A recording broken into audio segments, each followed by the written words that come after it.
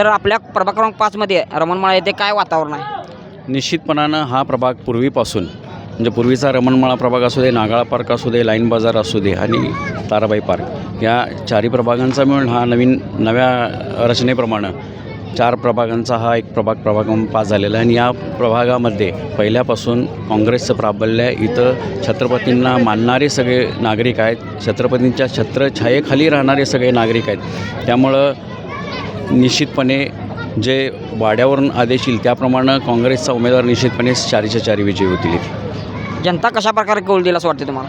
निश्चितपणानं बाकीच्या ठिकाणी बघितलं आणि एकंदर वातावरण बघितलं तर काँग्रेसला पोषक वातावरण आहे. काँग्रेसचं जे काय इतक्या वर्षाचं काम आहे देशाच्या स्वातंत्र्यापासून आणि निश्चितपणानं या प्रभागाचं वैशिष्ट्य वेगळं आहे. मुळात रमणमाळा कोल्हापूरच्या